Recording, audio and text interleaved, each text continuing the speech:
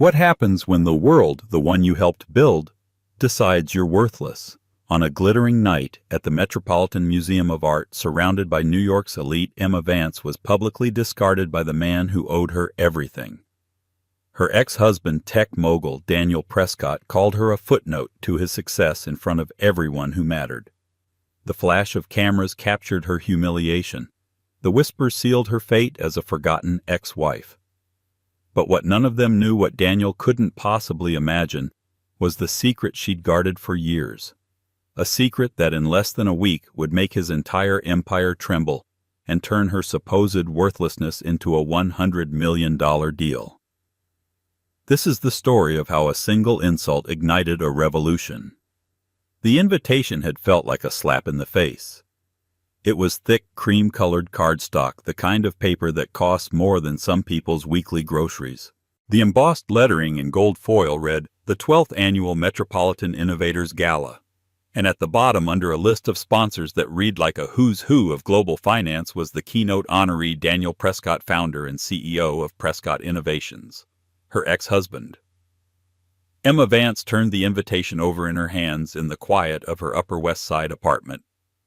It was elegant but sterile, a far cry from the vibrant, art-filled home she had once shared with Daniel on Park Avenue. The divorce had been finalized 6 months ago, a clean, brutal severing. He kept the company, the penthouse, the Hamptons estate, and the public adoration. She received a generous settlement, as his lawyers called it, and her freedom. But the freedom felt like an exile. For 15 years she had been the architect of his dream. Not just his wife, but his ghostwriter, his strategist, his chief scientist before he even had a science division. Prescott Innovations was built on the back of her algorithm, a predictive analytics model she had designed in her doctoral program at MIT. Daniel, with his matinee idol looks and silver-tongued charm, was the salesman. He could sell ice in a blizzard, and he had sold her dream, her work, as his own. She'd let him. In the beginning, she loved him so much it felt like a physical ache. She believed in their partnership, in the us he was so fond of talking about. She worked 18-hour days in their small apartment, coding and refining, while he networked at gallery openings and investor lunches. "You're the brains, I'm the face," he'd say, kissing her forehead.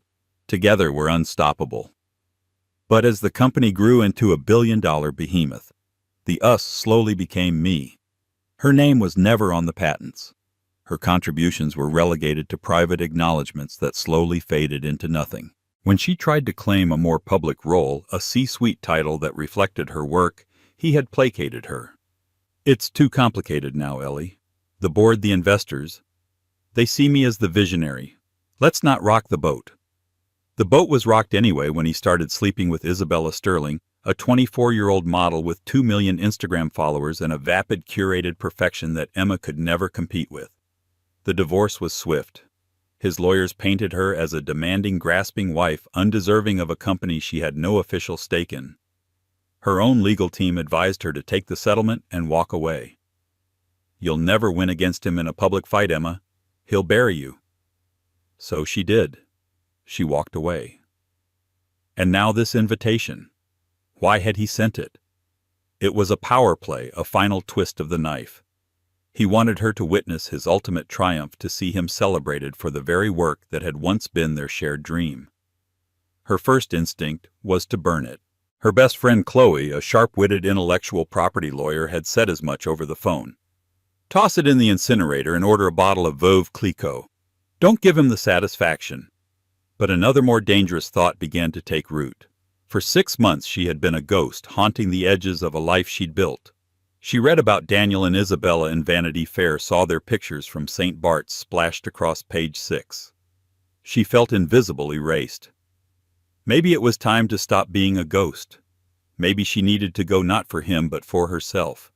To face the gilded cage she had escaped and prove to herself that its bars no longer held her.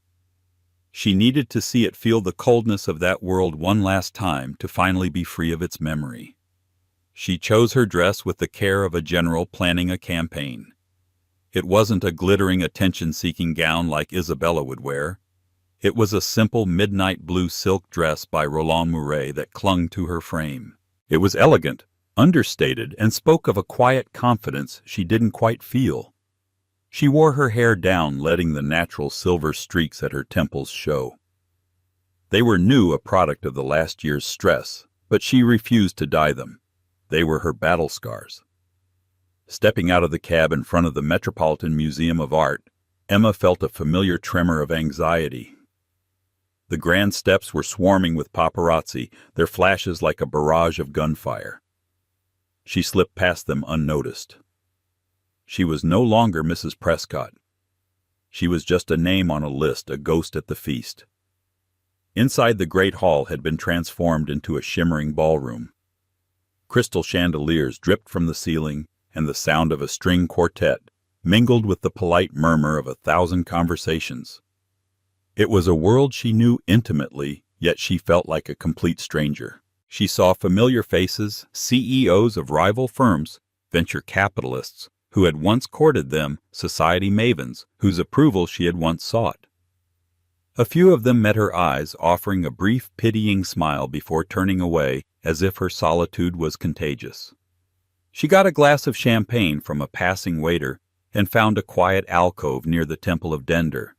She watched the crowd, a sea of tuxedos and designer gowns, and then she saw him. Daniel was holding court, a circle of admirers hanging on his every word. He looked impossibly handsome in a Tom Ford tuxedo, and on his arm, draped in a garish feathered Versace gown, was Isabella. She was laughing, a loud theatrical sound that echoed in the cavernous space. Emma's heart constricted. It wasn't jealousy she felt, not anymore. It was a profound, hollow sadness for the woman she used to be, the woman who had believed in him so completely. She was about to turn to slip away as quietly as she had come, when Daniel's eyes found hers across the room. For a moment his smile faltered. A flicker of something surprised annoyance crossed his face. Then it was gone, replaced by a mask of smooth charisma. He excused himself from his circle and began to walk towards her, Isabella in tow. Her stomach churned. This was it, the confrontation she had both dreaded and on some level craved. This was the moment of reckoning. The few yards of marble floor between them felt like a mile-long battlefield. Every head in their vicinity turned. The polite chatter died down, replaced by a charged silence thick with anticipation. They knew who she was. The discarded first wife, the silent partner, the scandal that had been whispered about for months in boardrooms and at charity luncheons. Daniel stopped a few feet from her, his expression a carefully constructed blend of condescension and feigned concern. Isabella clung to his arm, her eyes expertly lined in black, scanning Emma from head to toe with a dismissive air. "Emma," Daniel began, his voice smooth as polished granite, "I have to admit, I'm surprised to see you. I sent the invitation as a courtesy, of course. I never thought you'd actually come." "You shouldn't have," Emma replied, her voice steady, betraying none of the turmoil inside her. "It was a poor choice." A faint, cruel smile played on his lips. "Nonsense. You were there at the beginning. It's only fitting you see how far I've come." He emphasized the I, a deliberate surgical cut. Isabella giggled, a sound like tiny sharp bells. "Dami, darling, who is this? You didn't tell me your former assistant would be here." The word assistant hung in the air, a deliberate insult designed to strip Emma of any remaining dignity. Before Emma could respond, Daniel placed a hand on Isabella's arm, a gesture of faux pacification. "Easy, darling. This is Emma. She helped with some administrative tasks in the early days." He turned back to Emma, his eyes cold and flat. "Isabella is the new face of the Prescott Innovations Foundation. She's bringing a youthful energy to our philanthropic efforts." Emma's blood ran cold. The foundation had been her project, born from her desire to use their wealth to fund STEM education for underprivileged girls. She had drafted the charter, selected the first board members, and funded the initial projects out of her own inheritance. Now this vapid influencer was its face. "I'm aware," Emma said, her voice tight. "I read about it in Vogue." The air crackled. She could feel the eyes of onlookers feasting on the drama. Arthur Wembley, a board member from Goldman Sachs, was watching intently over the rim of his glass. So was Julian Croft, the notoriously brilliant and reclusive CEO of Croft Enterprises, Daniel's biggest rival. He stood alone near a Roman statue, his expression unreadable. Daniel's patience, always thin when he wasn't in complete control, finally snapped. He took a step closer, lowering his voice into a venomous whisper, meant only for her, but loud enough for those nearby to catch the venom, if not the exact words. "What are you trying to do?" "Emma, make a scene. Remind everyone you exist. Let me be clear, because you seem to have forgotten your place. You were a part of the origin story. A footnote. Nothing more. Prescott Innovations became a titan because of my vision, my ambition, my ability to close deals, while you were tinkering with codes you barely understood." Every word was a lie, a calculated demolition of their shared history. He was rewriting their life together in real time, casting her as an incompetent hanger-on. "The codes I barely understood," Emma repeated, her voice dangerously quiet, "are the entire foundation of your company, Daniel, the Phoenix algorithm. My algorithm is what you're being honored for tonight." Daniel let out a short, derisive laugh. It was a performance for the audience he knew was listening. "Oh, Ellie's still clinging to that delusion. It's sad. You wrote a few lines of code, a proof of concept. I and the world-class team I hired turned it into a multi-billion-dollar platform. You were a starting block. You are not the race." He leaned in closer, his cologne the same Creed Aventus she had bought him for years, assaulting her senses. His final words were delivered with a chilling finality. "You are nothing without me. You were a convenient, quiet partner when I needed one. But you don't have the stomach for this world. You're worthless here. Go home, Emma. Go back to your quiet little life and count the money I so generously gave you. It's the most you'll ever be worth." The word hung in the air. Worthless. It struck her with the force of a physical blow. The champagne glass in her hand trembled. For a terrifying second she thought she might shatter it or throw its contents in his smug, handsome face. She saw the flicker of triumph in his eyes. He wanted her to break, to cry, to scream. He wanted to prove to everyone that she was the unstable, emotional ex-wife he'd painted her to be. But she didn't. Summoning a reserve of strength she didn't know she possessed, Emma straightened her spine.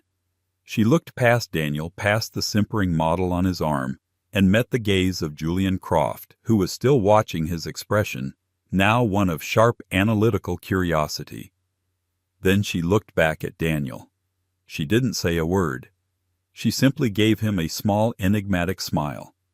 It was not a smile of warmth or forgiveness, but one of chilling, distant pity. Then she turned and walked away. She didn't run. She walked with her head held high through the sea of staring faces, out of the grand hall, past the security guards and down the iconic museum steps, into the cool night air. The moment the doors closed behind her, her composure crumbled. A sob escaped her lips, raw and ragged. She hailed the first cab. She saw a single tear tracing a path down her cheek, a silent testament to a heart that had just been publicly, expertly, and cruelly shattered. In that moment, Daniel was right. She felt completely and utterly worthless. The cab ride back to her apartment was a blur of streetlights and silent tears. When she finally stumbled into her apartment, the midnight blue dress felt like a costume from another life.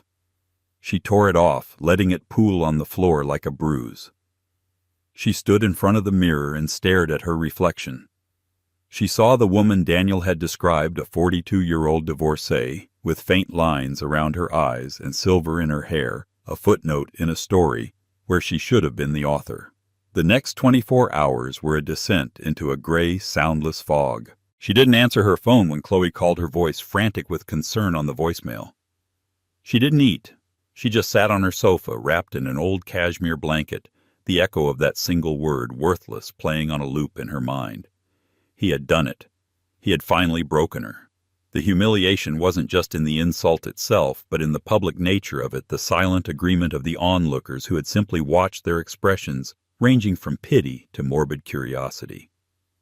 On the second morning, as the weak autumn sun filtered through her blinds, something shifted. The grief so heavy and suffocating began to curdle into something else. It was a slow, burning ember of rage.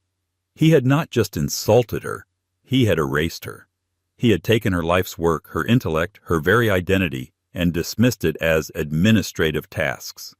He had built his kingdom on her foundations and then sneered at her from the battlements. She stood up and walked to her home office. It was a small room, but it was hers. On the bookshelf behind a row of classic literature was a series of unassuming black hard drives. They were backups from her old personal server ones she had meticulously made before she left the Park Avenue penthouse. She had told Daniel they were just family photos and personal files. It wasn't entirely a lie, but it was a colossal omission. She pulled one out, its cool weight a comfort in her hand. She plugged it into her laptop, typed in a 32-character encryption key, and watched as the files began to populate the screen. There it was.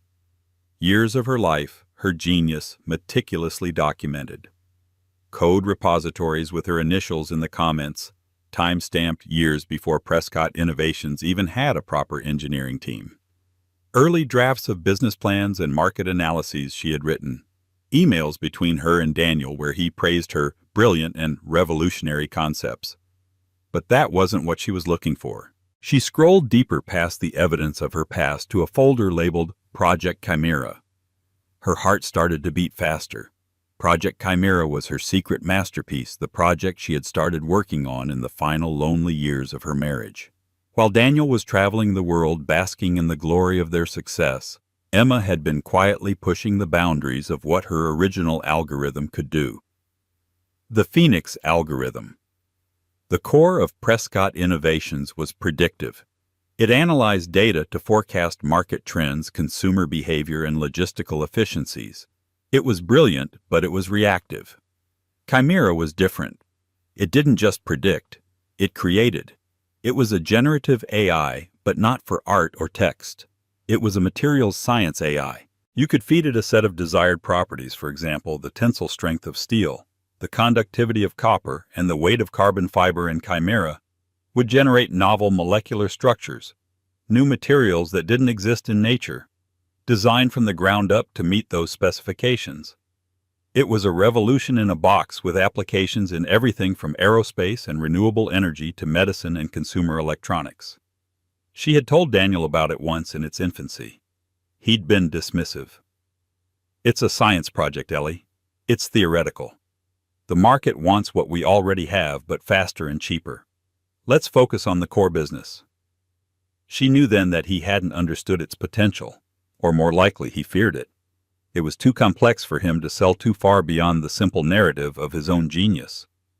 So she had kept it to herself. She had partitioned a section of the company's server farm, cloaking it as a data redundancy backup, and let Chimera run, learn, and evolve. Before she left, she had copied its entire core and all its research data onto these encrypted drives. It was the one piece of herself she had managed to save from the shipwreck of her marriage. Staring at the lines of code, at the simulated molecular structures flickering on her screen, the ember of rage within her ignited into a blaze. Worthless. He had no idea what she was worth. He had no idea what he had thrown away. She picked up her phone and dialed. "Chloe," she said, her voice raspy but firm when her friend picked up on the first ring. "Emma." "Oh my God, are you okay? I saw the pictures online. I read the page 6 column, those vultures. I was about to break down your door." "I'm fine, Chloe. In fact, I'm better than fine," Emma said, a new steely resolve hardening her voice. "I need you.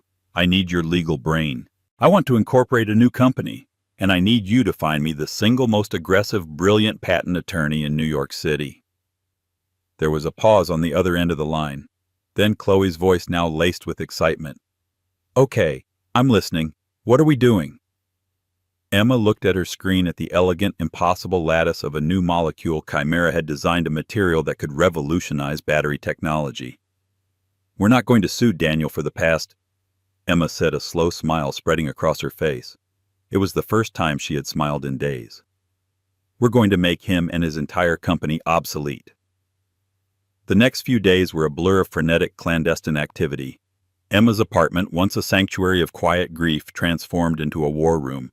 Whiteboards covered the walls, scrawled with complex diagrams and business models. The air hummed with the low thrum of powerful computers she'd had. Rush delivered their processors working overtime as she ran advanced simulations for Project Chimera. Chloe, true to her word, was a force of nature. She brought in Marcus Thorne, a legendary patent attorney with a reputation for being a shark in a Savile Row suit. Thorne was in his late 60s, with piercing blue eyes and a mind that moved like a supercomputer. He spent an entire day with Emma, grilling her, picking apart her technology, looking for any weakness. By the end of it, he took off his glasses, polished them slowly, and looked at her with a newfound respect. "Mrs. Vance," he said, his tone formal but impressed. "What you have here is not just an invention. It's a new paradigm. This isn't one patent. This is a foundational patent portfolio. This could be the next DuPont, the next Intel. But you have a serious problem." "Daniel," Emma stated, not as a question. "Precisely," Thorne affirmed. "You developed the core of this on Prescott Innovations' time and partially on their resources, however well hidden. If he gets a whiff of this before we are fully protected and funded, his lawyers will tie you up in court for a decade. They will claim it's a corporate asset. They will drain your resources and bleed you dry until you have nothing left. So we need to be silent," Chloe added, "and we need to be fast." The strategy was twofold. First, Thorne would work around the clock to file a series of provisional patents, creating a legal fortress around her intellectual property. He focused on the advancements she had made after leaving Daniel, using the time-stamped files on her personal drives as proof of independent development. It was a legal gray area, but Thorne was a master of navigating such shades. Second, and more importantly, they needed funding, and not just seed money. They needed a strategic partner, a heavyweight with deep pockets and the infrastructure to scale quickly. They needed someone who wouldn't just invest, but who would go to war for them if Daniel came knocking. "There's only one name that makes sense," Emma said, circling it on the whiteboard. "Julian Croft." Croft Enterprises was the only real competitor to Prescott Innovations in the high-stakes world of data analytics and future tech. But where Daniel was flash and salesmanship, Julian Croft was substance and vision. He was an engineer by training, a billionaire recluse who rarely gave interviews and was known for making long-term audacious bets on foundational technologies. He and Daniel had a well-documented rivalry, a professional animosity that often spilled into public barbs in the financial press. Daniel saw Croft as an academic, a man without the killer instinct for the market. Croft, it was rumored, saw Daniel as a charlatan. "He's the perfect choice," Chloe agreed. "He has the resources, the motive to go against Daniel, and he's smart enough to understand what you've built." "But he's impossible to get to," Emma countered. "He's notorious for not taking unsolicited pitches. His office is a fortress." For 2 days they tried the conventional routes. Emails to general investment inquiry addresses went unanswered. Calls were politely stonewalled by layers of executive assistants. They were just another hopeful startup knocking on the door of a titan. Frustration began to set in. Emma was running out of time. The longer she waited, the greater the risk of a leak. She paced her apartment, the memory of Daniel's sneer at the gala fueling her anxiety. He had called her worthless, and now she was being blocked by the very systems he navigated with ease. It was late on the third night when the idea came to her. It was a long shot, a wild, unconventional gambit. She remembered something from years ago, a profile on Julian Croft in Forbes. It mentioned that his one passion outside of technology was horology, the art of watchmaking. The article detailed his fascination with the intricate mechanical genius of watchmakers like Patek Philippe, and his personal favorite, a little-known independent artisan named Philippe Dufour. Emma went to her old jewelry box, a relic from her marriage that she rarely opened. Inside, past the diamond earrings and necklaces, Daniel had bought her gifts that felt more like transactions than gestures of love, was a simple, elegant wristwatch. It was a Patek Philippe Calatrava, a gift from her father on her graduation from MIT. The next morning she didn't call Croft's office. She took the watch to a high-end consignment dealer on Madison Avenue that she knew Julian Croft frequented, according to the article. She didn't sell it.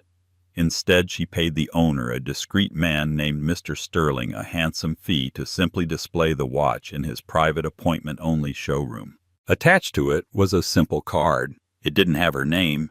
It didn't mention her company. It just had a single, elegant equation printed on it. It was not a famous equation like E@'s MC2.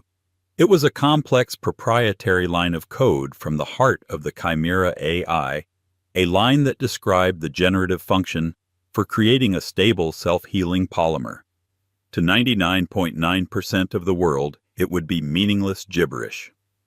But to a man like Julian Croft, a man who lived and breathed complex systems, it would be like a perfectly crafted musical note, an irresistible puzzle. Underneath the equation, she wrote a phone number, a burner phone she'd bought that morning. It was a message in a bottle thrown into the most exclusive ocean in the world. For 48 agonizing hours there was silence. Emma barely slept. She and Chloe prepared for the inevitable failure of her plan, brainstorming second- and third-tier investors. Thorne continued to file patents, a race against a clock only they could hear ticking. The burner phone sat on her coffee table, silent and inert. Then on Wednesday afternoon, exactly 6 days after the gala, it rang. Emma's breath hitched. She picked it up, her hand trembling slightly. "Hello?" The voice on the other end was calm, deep, and precisely modulated. "I'm looking at a Patek Philippe Calatrava reference, 5196R, and a very interesting equation. To whom am I speaking?"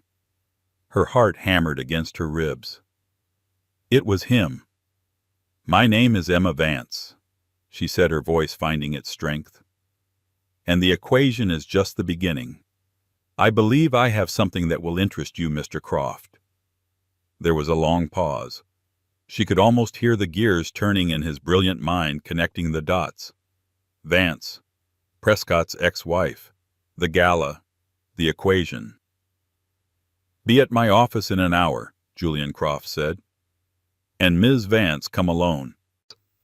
The headquarters of Croft Enterprises was a stark minimalist skyscraper in Hudson Yards that seemed to pierce the clouds.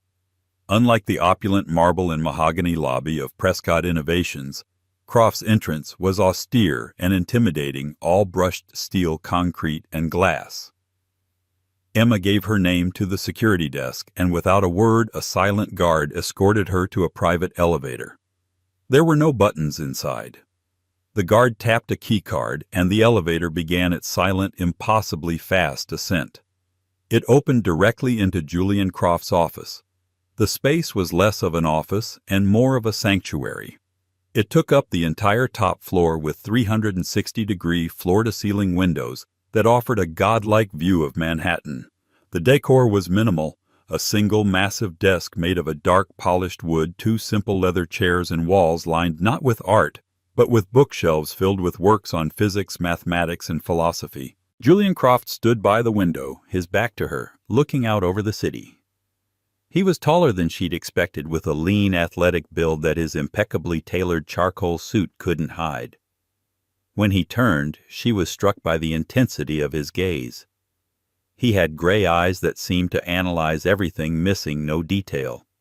There was no artifice to him, no practiced charm like Daniel's. He was pure, focused intelligence. "Ms. Vance," he said, his voice, the same calm baritone from the phone. He didn't offer to shake her hand. He simply gestured to one of the chairs. "Your gambit with the watch was novel. It got my attention. You have 1 hour."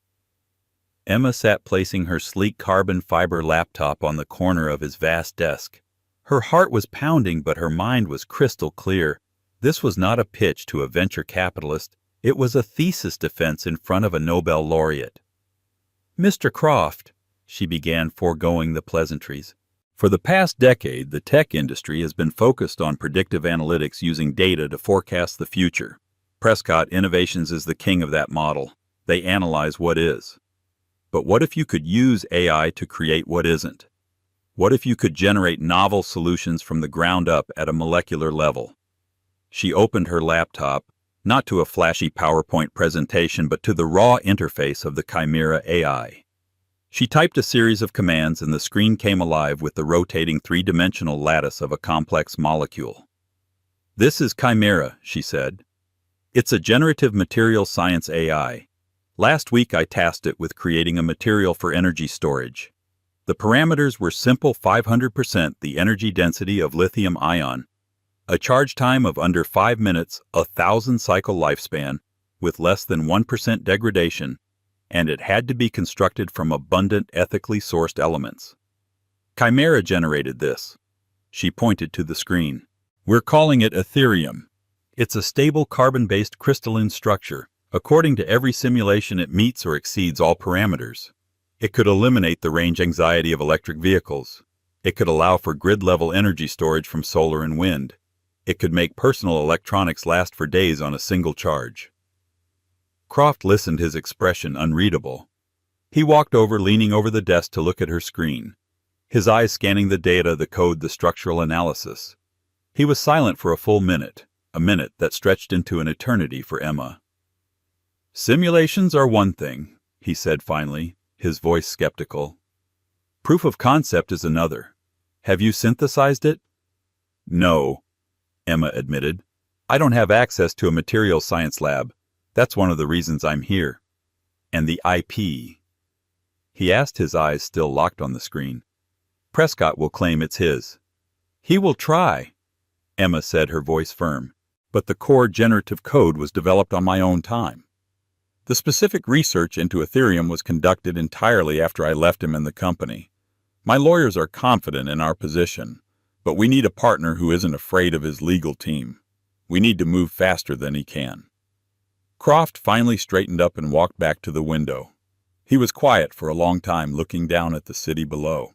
Emma's entire future hung in his silence. "I was at the Gala," he said, his back still to her. The change in subject was jarring. "I know," she replied softly. "I saw you."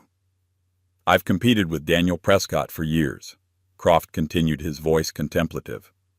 "I've always found him to be a brilliant salesman with a remarkable lack of technical depth. His company's early breakthroughs, the core algorithms, they never felt like him. The thinking was too elegant, too nuanced." He turned to face her, and for the first time his analytical gaze softened with something that looked like understanding. "It was you, wasn't it, the Phoenix algorithm? That was your work." It wasn't an accusation. It was a statement of fact. Emma felt a wave of validation so powerful it almost brought her to tears. After years of being a ghost, here was one of the most brilliant minds in her field, seeing her, acknowledging her work without her even having to claim it. She simply nodded. "Yes. And that insult, his comment to you," he trailed off. "It was the catalyst I needed," she finished for him. Croft nodded slowly. He walked back to his desk and sat down, steepling his fingers. The chess match was over. Now the negotiation would begin. "You have something revolutionary here, Ms. Vance, potentially one of the most valuable technologies of the 21st century, but it's also a massive risk. It's unproven, and you're about to walk into the legal fight of your life against a very litigious, very powerful enemy." He leaned forward, his gray eyes locking onto hers. "So tell me, what do you want from me?" This was the moment. Chloe had coached her for hours on this. Don't appear desperate. Don't ask for too little. Know your worth. Daniel's word echoed in her head, worthless. She crushed it. "I don't want an investment, Mr. Croft," Emma said, her voice ringing with newfound confidence. "I want a partner. I'm not selling my technology. I'm building a company. I will be the CEO. I need access to your R&D labs, your legal team, and your supply chain network. I need a capital injection to scale at lightning speed. In exchange, Croft Enterprises will receive a 40% equity stake in the new venture. She had named her new company the night before Chimera Dynamics. Croft's eyebrows shot up. 40% was a steep price for a pre-revenue, pre-synthesis technology. He was clearly expecting her to ask for a simple seed round. He was silent again, evaluating her, the deal, the risk, the reward. She had not only presented a world-changing idea, but had also demanded control and a valuation that was audacious, to say the least. Finally, a slow, genuine smile spread across his face. It transformed his severe features, making him look younger. "He is an absolute fool," Julian Croft said, almost to himself. Then, looking directly at her, he extended his hand across the vast desk. "Ms. Vance, you will get your labs, your lawyers, and my full backing. But I have one condition." Emma took his hand.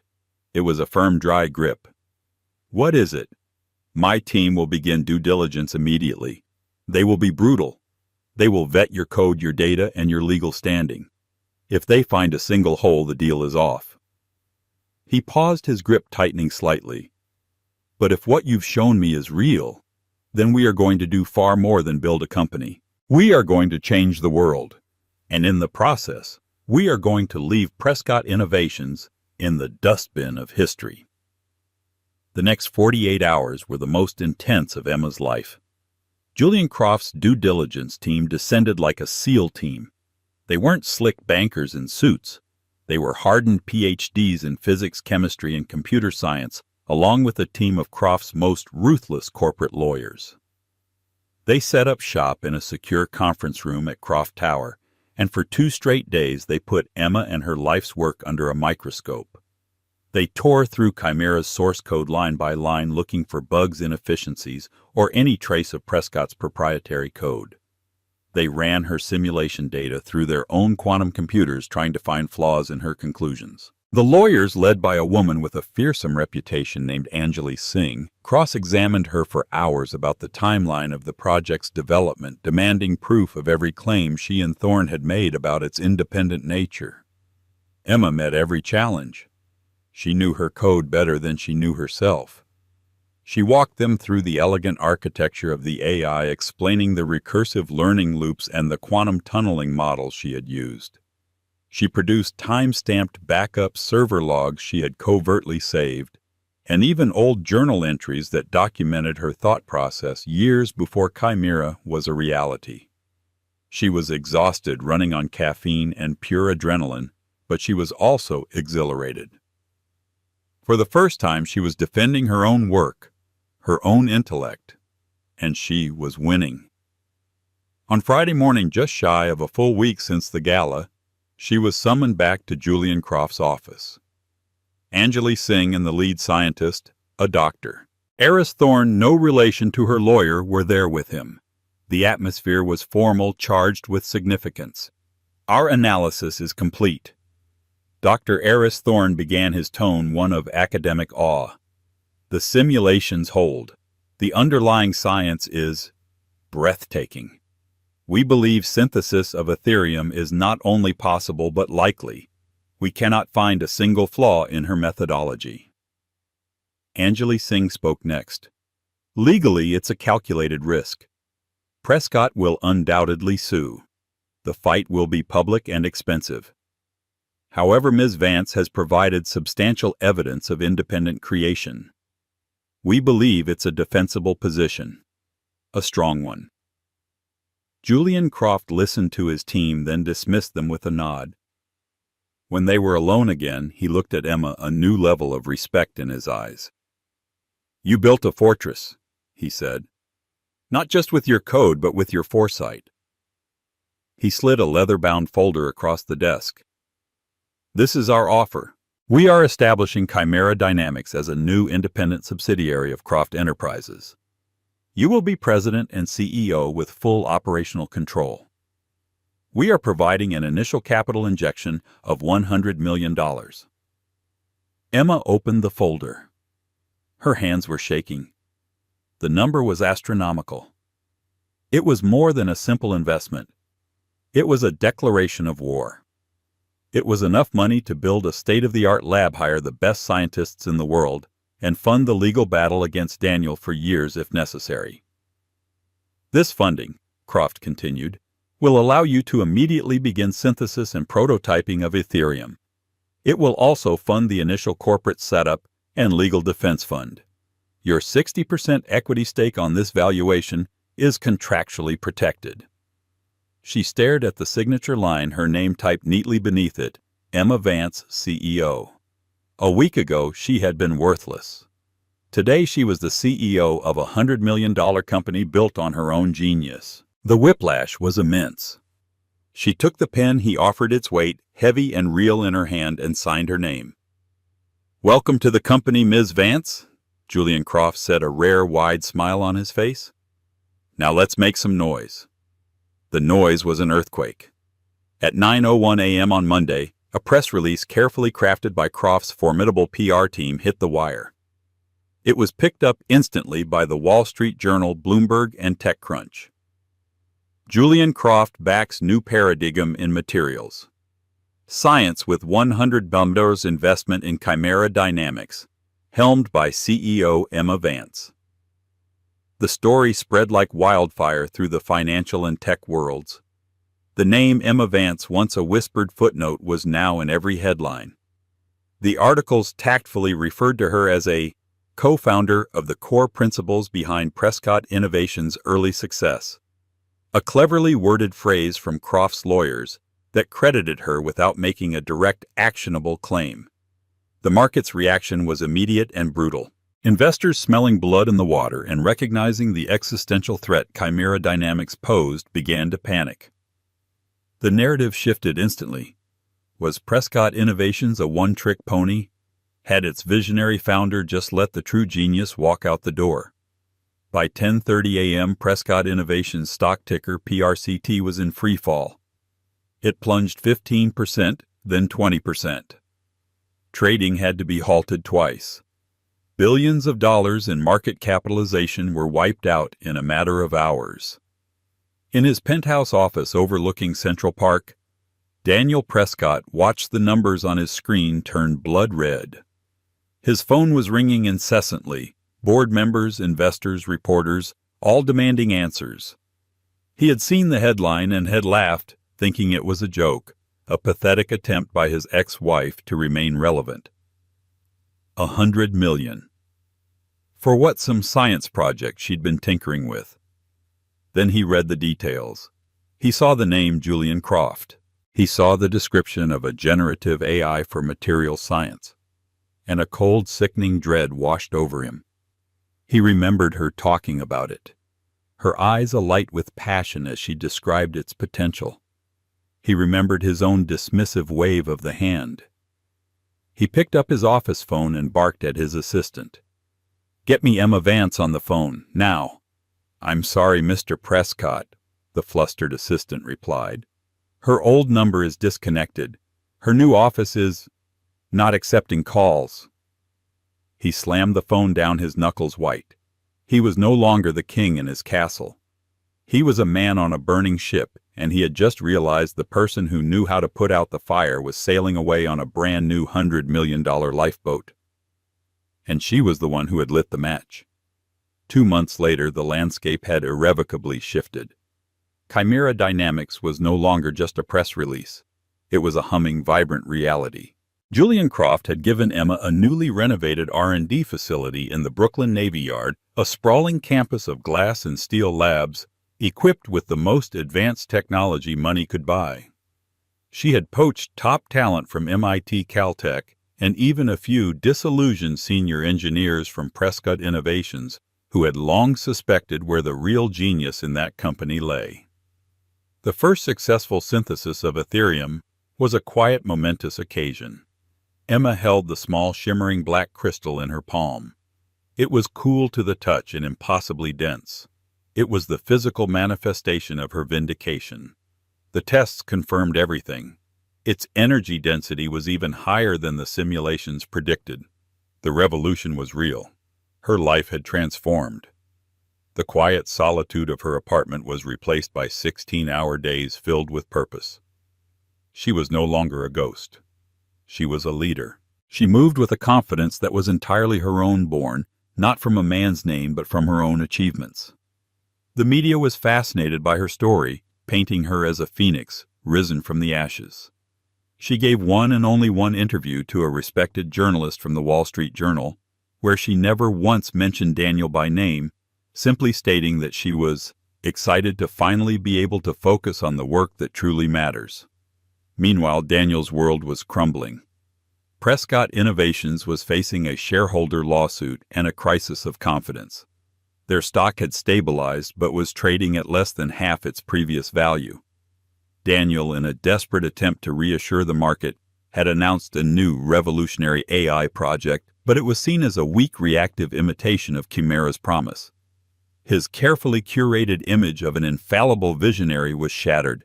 Isabella Sterling, sensing the changing tides, had quietly uncoupled herself from him, her Instagram suddenly featuring a new European billionaire.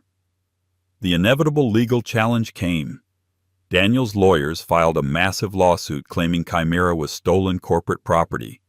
But Croft's legal team, led by Anjali Singh, was ready. They countersued not for money but for a declaratory judgment of Emma's sole ownership, and buried Daniel's team in a mountain of discovery requests, depositions, and injunctions. It was clear the fight would be long, but Emma now had the resources and the will to see it through. The final confrontation happened not in a courtroom or a boardroom, but on a crisp autumn evening on the steps of the New York Public Library following a benefit for women in STEM, a cause Emma now championed as the public face of Chimera Dynamics. She was leaving, talking with Julian Croft, when a voice called her name. "Emma?" It was Daniel. He looked haggard. The bespoke suit was still perfect, but his face was drawn and there were shadows under his eyes. He had waited for her. "I need to talk to you," he said, his voice a low, urgent command. Julian Croft gave Emma a questioning look. She nodded slightly, a silent signal that she could handle this. He stepped back, giving them space but remaining close by. "There's nothing to talk about, Daniel," Emma said, her tone cool and even. "Don't be ridiculous," he hissed, stepping closer. "This is insane. You're trying to destroy me, to destroy everything we built." "What we built?" Emma replied, a faint, humorless smile on her lips. "I seem to recall you telling me I was just a footnote, that my contributions were worthless." Panic flashed in his eyes. "I was angry. You know how I get. We can fix this, Ellie. Call off Croft. Drop the countersuit. Come back. We can merge the companies. I'll make you Chief Technology Officer. We'll tell the world it was all a plan to stimulate the market. We can be a team again."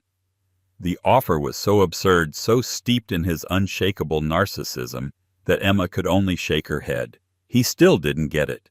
He didn't see her as a person, only as an asset he had misplaced and now wanted back. "There is no we anymore, Daniel. There is no team. You had a partner and you threw her away because you couldn't bear to share the spotlight. You didn't build an empire. You built a brand around my work, and now that brand is failing because the substance is gone." She adjusted the collar of her coat, preparing to leave. "Goodbye, Daniel." He grabbed her arm, his grip surprisingly strong. "You can't do this. I made you. Everything you have is because of me." Emma didn't flinch. She looked down at his hand on her arm, then back up at his face, her eyes filled not with anger or fear, but with a profound final indifference. "You didn't make me," she said, her voice dropping to a powerful whisper. "You just reminded me of who I am. Now let go of me." She pulled her arm away, and he let go, stunned by her absolute lack of fear. She turned without another word and walked towards the waiting car where Julian Croft stood. She didn't look back. She didn't need to. The past was finally where it belonged, behind her. As the car pulled away, she looked out at the glittering lights of the city. They weren't just lights anymore. They were a grid waiting for a new kind of power. Her power. A week ago, a single word had almost destroyed her. But now she knew the truth. Her worth was never his to define. It was hers to build, to own, and to unleash upon the world. And she was just getting started. Emma Vance's story isn't just about a $100 million deal. It's a powerful testament to resilience, a reminder that your value is never determined by someone else's opinion. It's about the fire that forges us in our darkest moments and the incredible power that comes from reclaiming your own narrative. She was called worthless, but she responded by building an empire not of revenge but of self. Her story proves that the most brilliant innovations often come from the ashes of our greatest challenges. It reminds us all that there might be a Project Chimera hidden within each of us, a secret masterpiece just waiting for the right moment to change the world.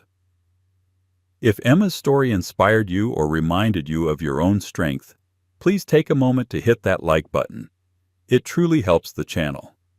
Share this video with someone who needs to hear that their worth is their own. And of course, if you want more stories of incredible triumphs and real-life drama, don't forget to subscribe and turn on notifications. Thank you for watching. What would you do if the man who shattered your heart, the man who called you an anchor, holding him back, decided to get married on the one day of the year that was sacred to you both? For Aurora Monroe, that day was October 12th, her wedding anniversary. The invitation wasn't just an insult, it was a declaration of war on her memory. But Declan Peterson made a fatal miscalculation. He assumed his ex-wife was still the broken woman he'd left behind. He had no idea she was about to RSVP in a way that would not only crash his wedding, but shatter his entire carefully constructed new world. The invitation arrived on a Tuesday, nestled between a catalogue for Italian leather goods and a bill from the architectural firm.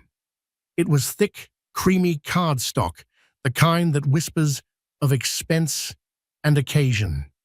Aurora Monroe ran a manicured finger over the embossed lettering, her heart giving a painful, familiar lurch. Mr. and Mrs. Gerald Miller request the pleasure of your company at the marriage of their daughter Sophie Miller to Mr. Declan Peterson. And there at the bottom, the date that felt like a deliberate poisoned dart, Saturday the 12th of October. Their anniversary. 5 years they had been married. 10 years they had been together. October 12th wasn't just a date. It was a cornerstone of her life, a day she had once believed was etched into the stars. Even after the divorce, a messy, brutal affair that had flayed her soul raw, the date remained sacrosanct. She'd spend it quietly, sometimes with her sister, sometimes alone, a day of somber reflection on the woman she used to be. Now, Declan was taking that too. He wasn't just moving on. He was bulldozing the ruins of their shared history to build his new life on top of them. A bitter laugh escaped her lips, sounding foreign in the minimalist quiet of her penthouse apartment overlooking Central Park. Of course he was. It was so quintessentially Declan, grandiose, selfish, and utterly thoughtless. The divorce had been 2 years ago. The words he'd used still echoed in her mind during her weaker moments. You're not ambitious enough, Aurora. You're comfortable. You're an anchor, and I'm a ship meant for the open sea. He had made her feel small, as if her dreams of building her interior design firm brick by painstaking brick were quaint hobbies compared to his vague, bombastic ambitions in the world of finance. He'd painted her as the reason his career hadn't skyrocketed, the quiet domestic weight holding back his ascent. The irony was so thick she could choke on it. In the 2 years since he'd cut the anchor, her firm, Monroe Interiors, had exploded. She'd landed a feature in Architectural Digest, secured contracts with 2 boutique hotel chains, and was now in negotiations to design a series of luxury lofts in Dubai. She wasn't just successful. She was thriving in a way she never could have when a part of her energy was constantly being diverted to soothe his fragile ego. She dropped the invitation on the marble island, the sharp clack echoing in the room. Her phone buzzed. It was a picture message from Maxwell. He was standing on a tarmac in Geneva, a breathtaking backdrop of the Swiss Alps behind him, grinning into the camera. The text read, "Closed the deal. The prototype is officially ours. Celebrating with fondue. Wish you were here. Home tomorrow. J." A genuine smile touched Aurora's lips, the first one since opening the mail. Maxwell Lancaster, the man who had walked into her life 6 months ago like a calm, steady sunrise after a long, violent storm. He was a tech billionaire, a fact he rarely mentioned. And that was the least interesting thing about him. He was kind, fiercely intelligent, and looked at her not as an anchor, but as the sea itself, vast, powerful, and beautiful. He celebrated her successes with more enthusiasm than she did listening for hours as she detailed fabric swatches and lighting schematics. With him, she felt seen, not just observed. She picked up the invitation again, the anger returning, but this time it was different. It wasn't the hollow ache of a victim. It was a cold, clarifying fire. Declan didn't know who she was anymore. He still saw her as the woman who cried for a week after he left, the woman who had to sell their shared brownstone because she couldn't bear the memories. He was flaunting his new life, his new bride, Sophie Miller, a socialite whose father owned half of Wall Street. Aurora noted with a cynical pang on their day, assuming she would shrink wounded into the shadows. He was assuming she was still anchored in their past. That night she couldn't sleep. She paced the length of her apartment, the glittering panorama of New York City, a silent witness to her turmoil. The city had been their playground. They'd had their first date at a small jazz club in the village. He'd proposed on the Bow Bridge in Central Park on a crisp autumn afternoon, just like this one. His ghost was everywhere. For 2 years, she had worked to exercise him. She'd poured her pain, her anger, her resilience into her work, and it had paid off. She had built a fortress around her heart with steel and glass and success. But this invitation was a battering ram threatening to breach the walls. Going was out of the question. It was masochistic. It was handing Declan the victory, showing up alone, a spectre at his feast. It would confirm every condescending, pitying glance from his family and friends who had always thought he was too good for her. Not going felt like defeat. It felt like hiding. It felt like letting him have the final say on what October 12th meant. It would be his wedding day forever. The thought was unbearable. She found herself in her home office, scrolling through the social media profile of Sophie Miller. It was a curated gallery of perfection. Skiing in Aspen, yachting in Monaco, charity galas at the Met. Sophie was blonde, beautiful, and radiated the effortless confidence of someone who had never wanted for anything. In one photo, Declan stood beside her, his arm wrapped possessively around her waist. He wore a tailored suit, a smug, triumphant smile on his face. He looked like he'd won. Aurora's finger hovered over a picture of the engaged couple, a professionally shot photo with Sophie's enormous diamond ring prominently displayed. The caption penned by Sophie read, "I can't wait to marry my king and build our empire together. Declan Peterson, you are my everything." His empire, Aurora thought, with a humorless smile. Declan had always talked about his empire, a vague and glorious future that was always just around the corner, always impeded by some external factor, the market, his boss, his supposedly unsupportive wife. The fire within her burned hotter. It wasn't about the man anymore. She felt nothing for Declan but a dull, clinical revulsion. It was about the narrative. He had written the story of their ending, casting her as the villain, the dead weight. He was now writing a new story, a triumphant sequel on the very day that defined their shared history. She would not allow it. She would not be a footnote in the story of Declan Peterson. When Maxwell's car pulled up to her building the next evening, she was waiting. He stepped out, a tall, commanding presence, in a simple grey sweater and jeans that probably cost more than her first car. He enveloped her in a hug, his scent a comforting mix of expensive cologne and the clean, crisp air of the Alps still clinging to his coat. "You seem tense," he said, his perceptive blue eyes searching hers. "Everything okay?"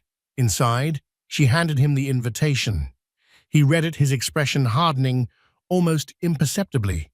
He looked from the cardstock to the date, then back to her face. He saw the storm in her eyes. "The 12th," he said, his voice low, "of all the days in the year." "It's a power move," Aurora said, her voice tight. "It's a final twist of the knife to make sure I know he won." "And what do you want to do about it?" Maxwell asked. He didn't offer platitudes. He didn't tell her to ignore it or that Declan wasn't worth her energy. He knew she was past that.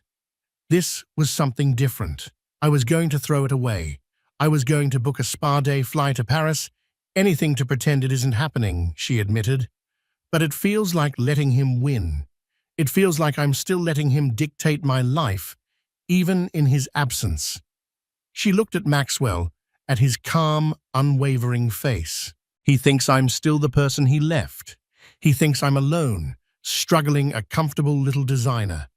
He has no idea who I am now."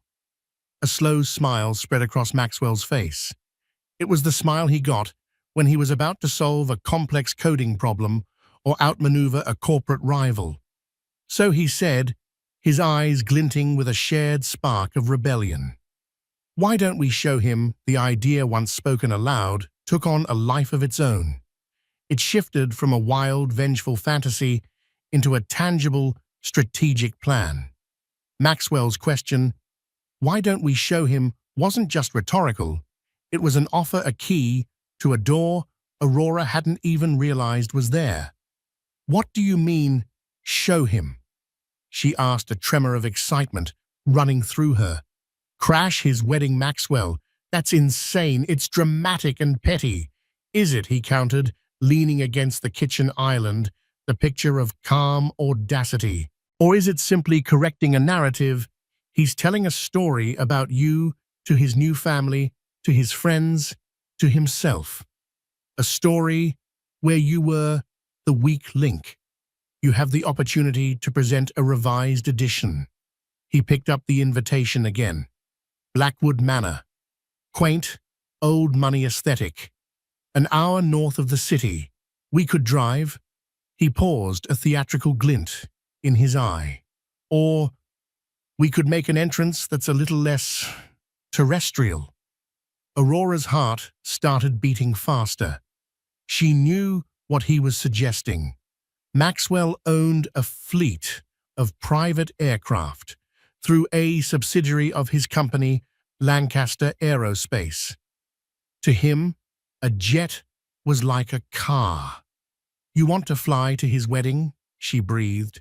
"The manor has a heliport, but it's small, barely fit for a Bell 429, Maxwell mused, already scrolling on his phone. "However, there's a private airfield less than 10 miles away. Ample runway for the G700. We could be there wheels down in under 20 minutes from Teterboro." The Gulfstream G700. Maxwell's newest acquisition, a flying masterpiece of engineering and luxury that he often called his sky office. The thought was so audacious, so utterly beyond the realm of anything Declan could possibly conceive of, that Aurora laughed, a real deep laugh that broke the tension in her chest. He would have a complete and total meltdown, she said, the image flashing in her mind. "That's a potential side effect," Maxwell said, with a straight face. But that's not the point. The point, Aurora, is for you to walk into that place, not as Declan Peterson's sad ex-wife, but as Aurora Monroe, the woman you are today. Successful, happy, and with a man who sees you as a supernova, not an anchor. It's not about revenge. It's about closure, on your terms. His words sliced through her remaining hesitation. He was right. This wasn't about being petty. It was about reclaiming her own story. It was about showing up for herself, proving to the one person who mattered her that the ghosts of the past had no power. Okay, she said the word, feeling momentous. Let's do it.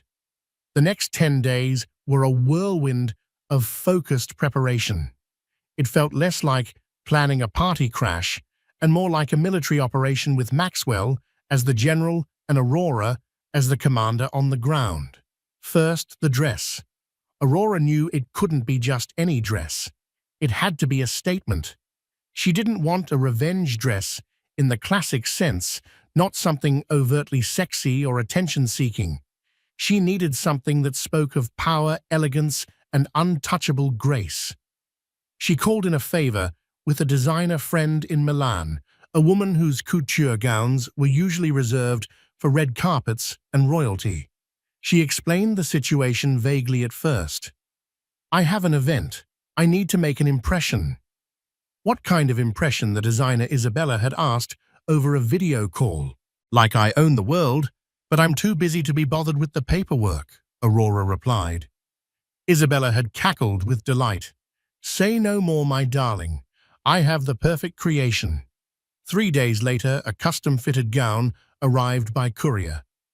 It was a masterpiece of midnight blue silk that seemed to drink the light. It was cut with architectural precision, a high neckline, long sleeves, and a column silhouette that draped over her body like liquid moonlight. The only embellishment was a cascade of tiny diamond-like crystals scattered across one shoulder, as if she had brushed against a nebula. It was breathtaking. It was perfect. Next, Maxwell handled the logistics. He arranged for the jet, the pilots, and a gleaming black Rolls-Royce Phantom to be waiting at the private airfield near Blackwood Manor. Subtlety in motion, he called it. Are you sure you want to do this? Aurora asked him one evening as they sat on her balcony sharing a bottle of wine. A sliver of doubt had crept in. It's your time, your resources. It's my baggage. Maxwell took her hand, his thumb stroking her knuckles. Let me tell you something about my world, Aurora. It's filled with people who want something from me. My money, my connections, my name. It's a constant transaction. With you, it's different. You want my time. You want my heart. You let me into your world, your baggage included. Helping you close this chapter isn't a chore. It's a privilege. Besides, he added with a wink, I've always wanted to see a narcissist's face when his carefully constructed reality implodes. I'll bring popcorn. His unwavering support was her armor. With him by her side, she felt invincible. The day before the wedding, a package arrived for her. It was a small, velvet box from Maxwell. Inside, nestled on a bed of satin, was a necklace. It was a single, impossibly large, pear-cut sapphire suspended from a delicate platinum chain. It was the exact shade of her dress. Her breath caught. It was a museum-quality piece. Maxwell, this is too much. He called her the moment he knew she'd received it. It's not too much, he said, his voice warm. It's a reminder. That man gave you costume jewelry and empty promises. I just wanted you to wear a piece of the sky. On the morning of October the 12th, Aurora woke up, not with the familiar dread, but with a strange electric calm. There was no sadness, no painful nostalgia. It was just a date. A day for a new memory to be forged. She spent the morning at her office, signing off on the Dubai project drafts. Her focus was sharp, her mind clear. She was Aurora Monroe, CEO of a thriving company. Declan Peterson was a footnote from a previous chapter. By late afternoon, the transformation began. A hair and makeup artist recommended by Isabella worked silently and efficiently. Her hair was swept up into a sleek, intricate chignon. Her makeup was understated but striking, emphasizing her eyes, making them look like polished obsidian. When she finally slipped into the midnight blue gown, she hardly recognized the woman in the mirror. This was not the girl who had married Declan Peterson. This was not the woman who had crumbled when he left. This was someone else entirely. Someone forged in fire. Maxwell arrived looking impossibly handsome in a bespoke Tom Ford tuxedo. He stopped dead in the doorway, his eyes sweeping over her. Aurora, he breathed, his voice filled with genuine awe. You are transcendent. He held out his hand, and as she took it, he fastened the sapphire necklace around her neck.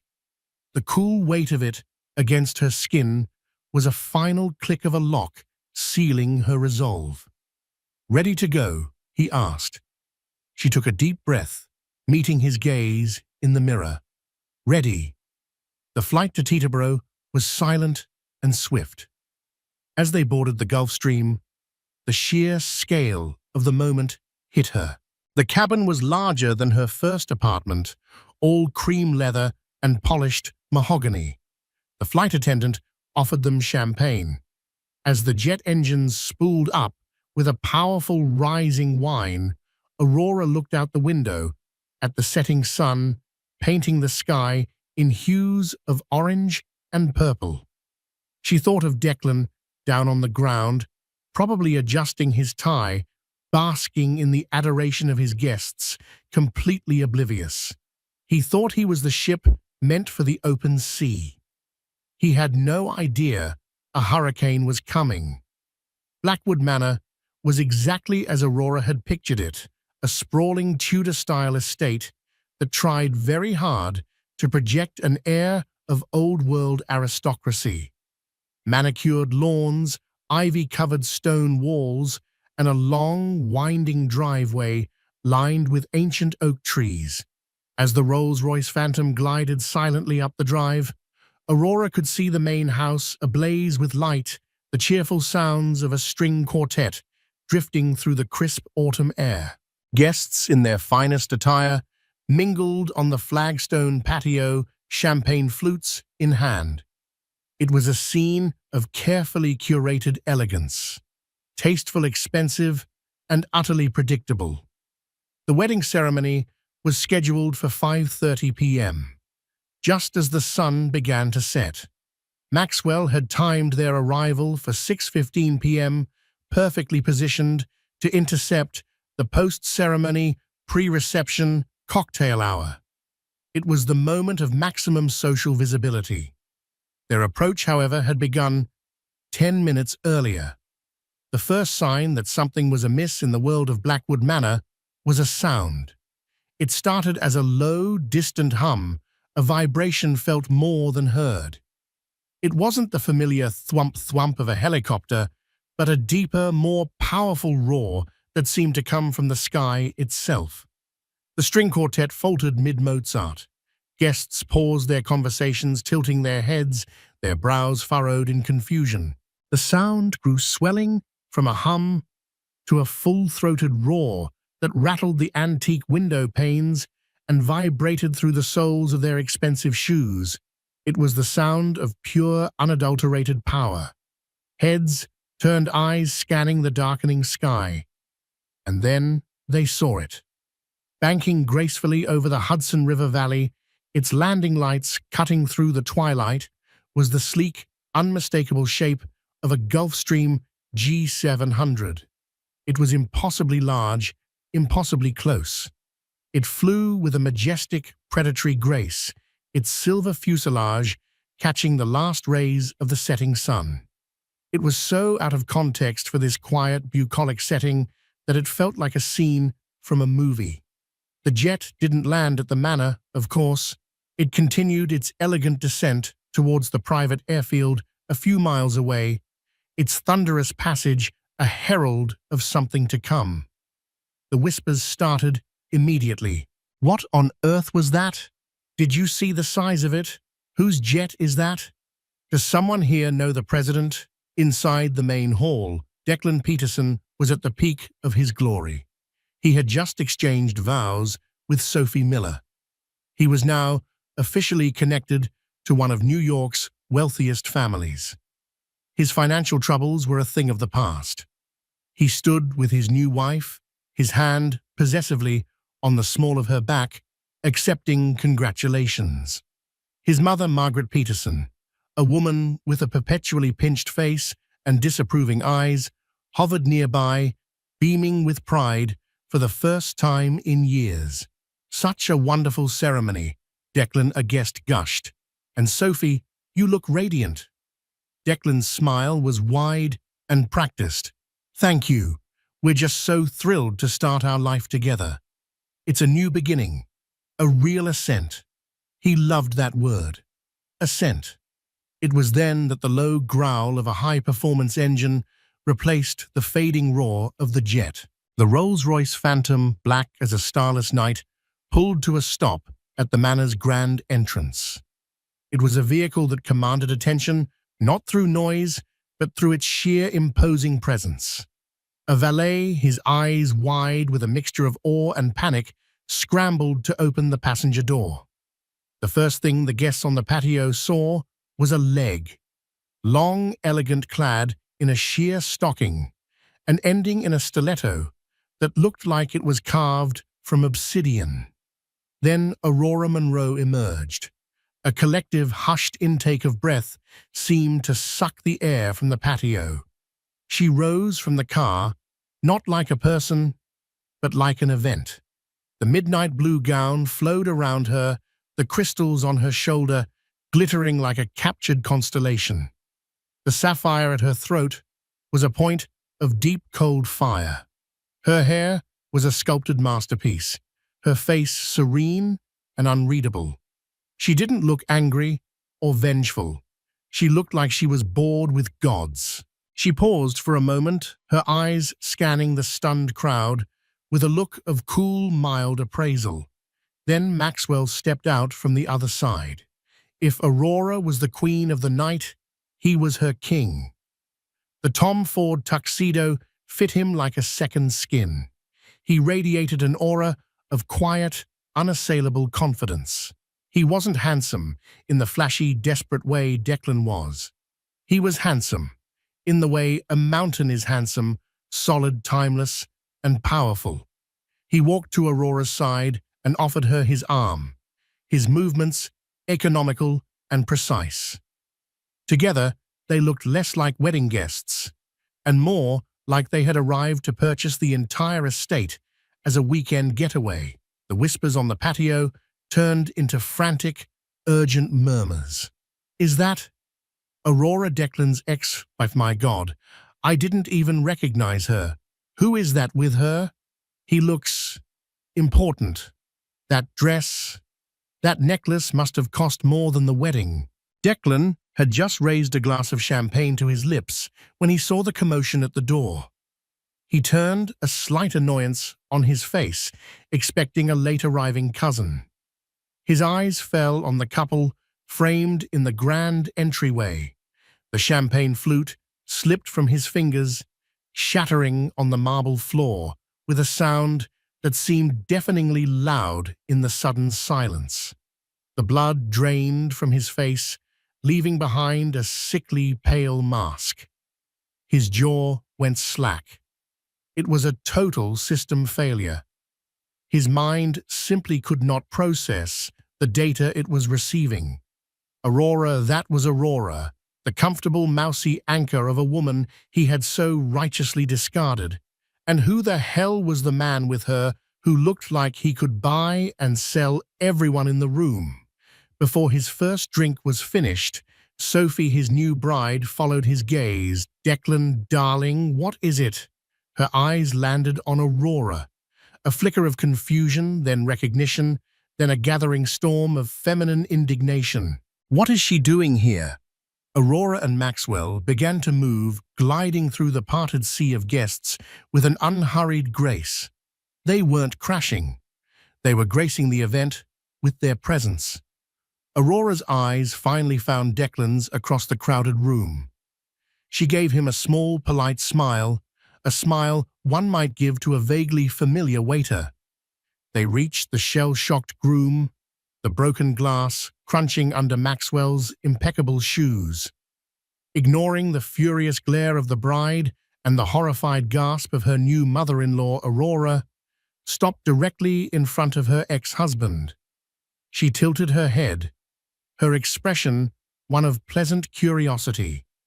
"Declan," she said, her voice calm and clear, cutting through the silence of the room. "What a lovely party! You should have told me you were having one." The silence that followed Aurora's words was thick and heavy, broken only by the frantic internal calculations happening behind Declan's eyes. He looked from Aurora's impossibly serene face to Maxwell's cool, observant gaze, and then back to the shattered champagne flute at his feet. It was a perfect metaphor for his state of mind. His first instinct was aggression, the cornered animal's response. "Aurora, what the hell are you doing here? You weren't invited." His voice was louder than he intended, a raw, panicked edge to it. Aurora raised a perfectly sculpted eyebrow. "Oh, I must have been mistaken." She feigned a look at the invitation she wasn't holding. "My apologies. We were in the neighborhood and saw the lights. We can certainly leave if we're intruding." It was a masterful stroke.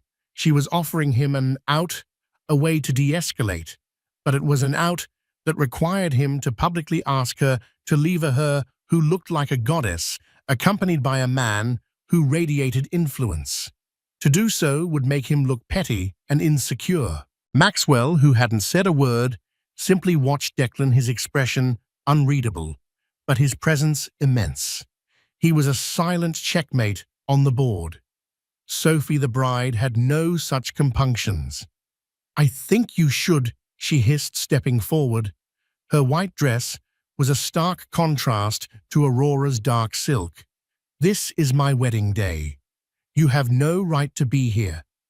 Aurora finally turned her gaze to Sophie, and for the first time, a flicker of something not pity, but perhaps a detached empathy, entered her eyes. "Sophie, isn't it congratulations? He's all yours." The words were simple, but the delivery was devastating. She said it with the weary magnanimity of someone giving away a used piece of furniture. The insult was so subtle, so elegantly delivered, that Sophie was left momentarily speechless, unsure of how to even process it. Before Declan could muster a coherent response, his mother, Margaret Peterson, swooped in. Margaret had spent years perfecting her particular brand of condescending disapproval, and she had always directed the full force of it at Aurora. "Aurora, I knew you had no class, but this is a new low." Margaret spat, her voice a venomous whisper. "To show up here trying to ruin your ex-husband's happiness, it's pathetic." This was the moment Aurora had dreaded, the confrontation with the woman who had made her feel inadequate for a decade. But the old fear was gone, replaced by a crystalline clarity. "Hello, Margaret." Aurora said, her tone even and cool. "You look well." Anger is clearly a preservative. She glanced at Maxwell. "Darling, this is Margaret Peterson, Declan's mother. She was instrumental in the success of our marriage." Maxwell extended a hand. "A pleasure to meet you, Mrs. Peterson." Maxwell Lancaster. The name landed in the charged atmosphere like a dropped anvil. Lancaster, as in Lancaster Aerospace, as in Lancaster Innovations, as in one of the 10 richest self-made men under 40 in the world. Even Margaret, in her bubble of suburban snobbery, knew that name. Her jaw which had been set in a line of righteous fury, went slack. Her eyes widened, flicking from Maxwell's hand to his face, and then to Aurora, who was now linked with him. The equation did not compute. Margaret's hand, which had been clenched at her side, weakly rose and shook Maxwell's. Mr. Lancaster, I don't understand. Aurora and I are together, Maxwell stated simply, leaving no room for doubt. He then turned his gaze back to Declan. Peterson, we don't want to cause a scene. We were simply passing by. Perhaps my fiancé and I could have a celebratory drink with the happy couple and be on our way, fiancé. The word detonated in the center of the room. Aurora felt Maxwell squeeze her arm gently. They had discussed this. It was the final, unassailable piece of the narrative. She wasn't just dating a billionaire, she was marrying him. The sapphire around her neck wasn't just a gift, it was a promise. Declan stared his face, a kaleidoscope of shock, jealousy, and pure, unadulterated rage. Fiancé, the woman he had cast off as dead weight, was engaged to Maxwell Lancaster. It was a cosmic injustice. It defied the laws of the universe as he understood them, a universe that was supposed to revolve around him. The guests, who had been trying their best to pretend they weren't listening, were now abuzz with the revelation. The story was rewriting itself in real time. This wasn't a pathetic ex trying to spoil a wedding. This was a phoenix, risen from ashes Declan didn't even know he'd created, arriving with a dragon in tow. Trapped Declan had no choice but to play the gracious host. Of course, he choked out, forcing a smile that was more of a grimace. Let's all have a drink. He led them towards a small private study off the main hall, away from the prying eyes of the guests. The four of them, a groom in turmoil, a furious bride, a serene ex-wife, and her billionaire fiancé, entered the room. The air was thick with unspoken history and imminent conflict. Declan poured himself a large scotch and downed half of it in one gulp. He finally found his voice, a low accusatory growl directed at Aurora. This is a game to you, isn't it? Showing up like this with him. He gestured dismissively at Maxwell. To rub my face in it. Your face, Aurora asked, genuinely curious.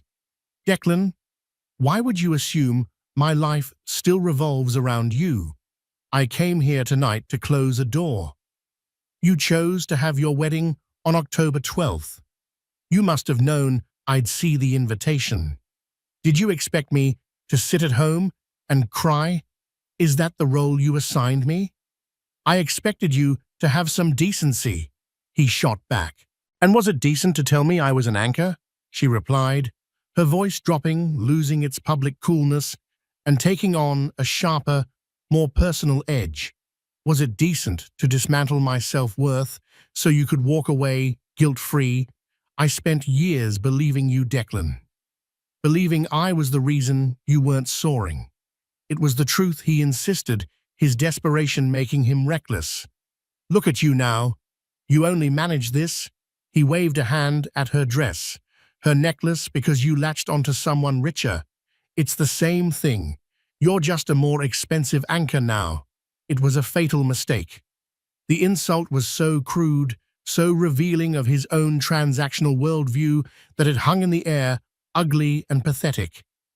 Before Aurora could even respond, Maxwell stepped forward slightly. He didn't raise his voice. He didn't have to. Mr. Peterson Maxwell began his voice a quiet, lethal calm. You seem to be under a few misapprehensions. When I met Aurora, she was already the CEO of a multi-million-dollar design firm that she built from the ground up with her own talent and grit. She had already secured the Dubai contracts that I assure you are worth more than this entire estate. I am not the source of her success. I am merely the man lucky enough to be by her side. You, on the other hand—" Maxwell paused, letting the silence stretch. He gave Declan a slow, deliberate, head-to-toe look of appraisal, the kind one gives to a faulty piece of equipment. "I've seen your file," Maxwell continued, his voice dropping even lower. "When Aurora mentioned your name, my security team did a routine background check. It's standard procedure for anyone who enters our lives. The debt from your failed crypto ventures, the margin calls you barely met by borrowing against your parents' retirement fund. Your ascent in finance seems to have been more of a free fall." Declan's face went from pale to ashen. He looked like he'd been physically struck. "You have no right. Don't talk to me about rights." Maxwell cut him off, the steel in his voice now unmistakable. "You left a woman like Aurora, and you tried to break her spirit on the way out. Now you stand here in a suit probably paid for by your father-in-law, in a venue paid for by your father-in-law, about to accept a job you didn't earn from your father-in-law, and you have the audacity to call her an anchor." Every word was a perfectly aimed shot.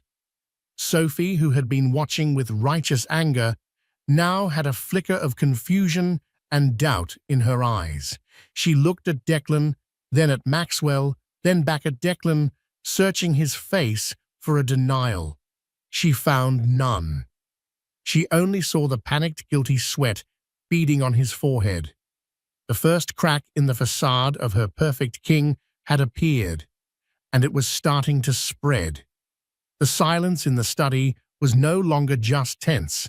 It was suffocating. Maxwell's words hung in the air, each one a damning indictment that stripped away Declan's carefully constructed persona.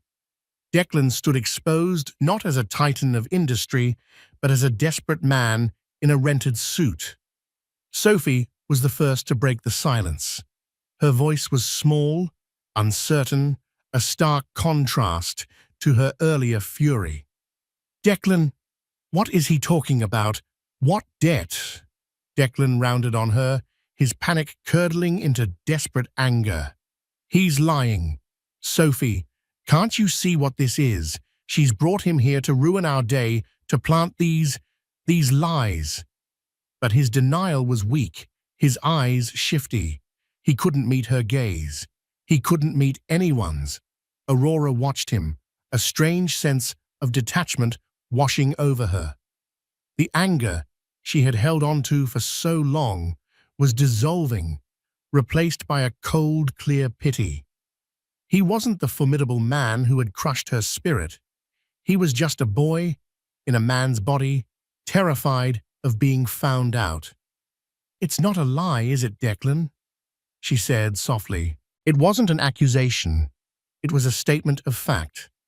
"I remember the late nights, the frantic phone calls you tried to hide. I remember you selling off the stocks my grandfather left me, telling me it was for a guaranteed investment. I just never put it all together. I believed you when you said it was my fault, that my lack of vision was stressing you out." She took a step closer, her voice remaining low and steady, a stark contrast to his unraveling composure. "The story you told me about me being an anchor, that was never the truth. The truth is your ship was already sinking, wasn't it? You weren't cutting an anchor. You were jumping onto the nearest lifeboat." She glanced at Sophie, whose hand had flown to her mouth, her eyes wide with dawning horror. The lifeboat had a name. "No," Declan snarled, cornered. He turned back to Aurora, his face contorted with a venomous resentment. "You want to talk about the truth? You were never satisfied. You were always pushing your little design business, your little projects. You should have been supporting me, my vision. If you had just been the wife I needed, none of this would have happened." It was his last, desperate gambit, blame the victim. But the words, once so powerful, were now hollow and pathetic. Maxwell let out a short, mirthless laugh. The wife you needed? You mean the financier you didn't have? Mrs. Peterson, he said, turning his attention briefly to Margaret, who was frozen by the door, her face a mask of disbelief. You must be proud. But the final devastating blow didn't come from Maxwell or Aurora. It came from Sophie. Her initial shock had hardened into a cold, terrifying clarity. The little inconsistencies she had overlooked, the vague answers Declan gave about his business, his eagerness to have her father handle all their finances, it all clicked into place. The man she had just married wasn't a king building an empire. He was a refugee seeking asylum from his own failures. My father, Sophie said, her voice trembling but clear. The vice president position at his firm. The one he offered you as a wedding gift. Was that part of the deal, Declan? Declan's face crumpled. The fight went out of him, replaced by a desperate, pleading look. Sophie, baby, listen to me. It wasn't like that. I love you. I fell in love with you and your father just... He saw my potential. He wanted to help. Help you? Sophie's voice rose, laced with hysteria. Help you by paying off your debts. Was that it was I, the bailout package? Was our marriage a business transaction? No, of course not, he pleaded, reaching for her. She recoiled as if his touch were toxic. Don't lie to me. Not anymore. Tears streamed down her face, ruining her perfect makeup. That jet that flew over here. All those whispers from the guests. They were all looking at me, pitying me, the stupid rich girl who bought herself a husband. The raw, ugly truth of her words hung in the air. Declan had no response. His silence was a confession. This was the moment Aurora had unknowingly been waiting for. Not a moment of revenge, but of complete and utter vindication. It wasn't about her being better off. It was about the fundamental lie of their breakup being exposed. She hadn't failed him. He had failed himself, and he had used her as a scapegoat. With a quiet grace, she turned to leave. Her purpose there was finished. The door was not just closed, it was sealed, the lock turned, the key dissolved. As she reached the door, she paused beside the sobbing bride. For a moment, she saw not the snooty socialite, but another woman who had been deceived by Declan's charm. On impulse, she spoke, her voice devoid of triumph, filled only with a quiet finality. For what it's worth, Aurora said, I don't think you're stupid. I think you just believed him. I did too, for a very long time. Sophie looked up, her tear-filled eyes meeting Aurora's. In that moment, there was a flash of understanding between two women who had occupied the same space in a man's dishonest world. Then Aurora and Maxwell were gone, stepping out of the suffocating study and back into the main hall. The string quartet had resumed, playing a brave but futile attempt to restore normalcy. But the atmosphere was irrevocably changed. The guests fell silent again as Aurora and Maxwell passed their expressions, a mixture of awe, pity, and frantic excitement. They were witnesses to a legend in the making. They didn't look back as they exited the manor. They didn't need to hear the shouting that erupted from the study. They didn't need to see Sophie rip the veil from her hair, or see Declan's mother finally comprehending the monumental fraud her son had perpetrated. As the Rolls-Royce pulled away from Blackwood Manor, Aurora looked at its reflection in the side mirror. A house of lies, ablaze with light, beginning to crumble from the inside out. She felt no joy, no schadenfreude. She just felt light. The anchor wasn't him. It had been the story he'd made her believe, and now she was free of it. The ride back to the private airfield was silent, but it was a comfortable, shared silence. Aurora leaned her head against the plush leather of the Rolls-Royce, the lights of passing cars painting fleeting patterns across Maxwell's stoic profile. The adrenaline was beginning to subside, leaving in its wake a profound and bone-deep sense of peace. The G700 was waiting for them on the tarmac, a beacon of otherworldly power in the quiet darkness of the countryside. As they ascended the stairs and the cabin door sealed shut, with a soft hiss, it felt like they were leaving the entire messy terrestrial world behind. Once airborne, the lights of the Hudson Valley spread out below them like a carpet of scattered diamonds. Aurora could just make out a cluster of lights that was Blackwood Manor, a tiny, insignificant speck in the vast darkness. "Are you okay?" Maxwell asked, his hand covering hers. "I am," she said, and she was surprised by the depth of her own sincerity. "I'm better than okay. For 2 years, I've been carrying this weight, this narrative that I was less than, that I wasn't enough. I thought seeing him again would hurt. I thought seeing him happy would break me." She looked out the window at the shrinking lights below. "But he wasn't happy, he was terrified, and I wasn't broken. I was free." She turned to him, her eyes shining with unshed tears, but they were not tears of sadness. "Thank you, Maxwell. Not for the jet, or the dress, or the necklace. Thank you for giving me the support to go back there and find myself again." He brought her hand to his lips. "I didn't give you anything you didn't already have, Aurora. I just cleared the runway." They didn't talk about Declan for the rest of the flight.